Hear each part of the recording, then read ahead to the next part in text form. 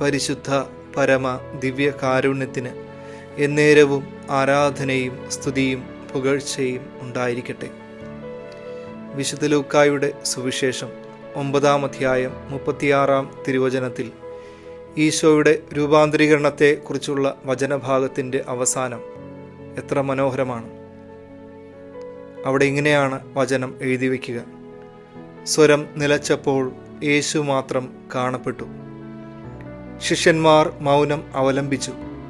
തങ്ങൾ കണ്ടതൊന്നും ആ ദിവസങ്ങളിൽ അവർ ആരോടും പറഞ്ഞില്ല.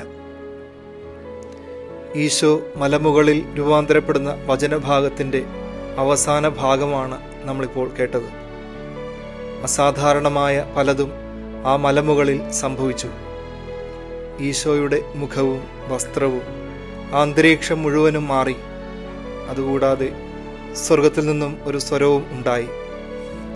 ഇതെല്ലാം സംഭവിച്ചിട്ടും പലതും അത്ഭുതാവഹമായി മാറിയിട്ടും സ്വർഗത്തിലെ സ്വരം നിലച്ചിട്ടും ഏറ്റവും ഒടുവിൽ ശിഷ്യന്മാർ കാണുന്നത് ഈശോയെ മാത്രമാണ്.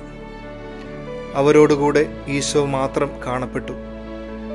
നമ്മുടെ ജീവിതവും ഇതുപോലെയാണ്.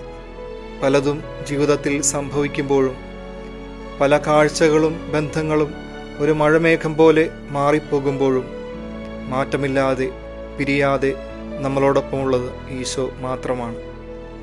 ആ ബന്ധത്തിന് ഒരു മാറ്റവും വരില്ല.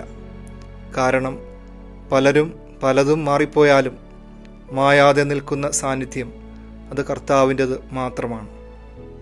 ഇന്ന് ദിവ്യകാരുണ്യ സന്നിധിയിൽ നമ്മുടെ ജീവിതത്തിൽ ഒരു മഴമേഘം പോലെ പറന്നിറങ്ങിയവർ അടുത്ത കാറ്റിൽ നമ്മെ വിട്ട് പറന്നുപോയപ്പോഴും മുന്നിൽ മാറ്റമില്ലാതെ ഒരാളുണ്ട്. അത് കർത്താവായ യേശുക്രിസ്തു മാത്രം. എപ്പോഴും ഈ യുഗത്തിൻ്റെ അന്ത്യം വരെ കർത്താവ് നമ്മളോടൊപ്പമുണ്ട്. നമ്മളോടൊപ്പം വസിക്കുന്ന ദിവ്യകാരുണ്യ ഈശോയുടെ മുമ്പിൽ നമ്മുടെ തന്നെ ജീവിതത്തെ, പ്രാർത്ഥനകളെ പൂർണ്ണമായിട്ടും കൊടുക്കാം. സർവശക്തനായ ദൈവം, പിതാവും പുത്രനും പരിശുദ്ധാത്മാവും നിങ്ങളെ സമൃദ്ധമായി അനുഗ്രഹിക്കട്ടെ.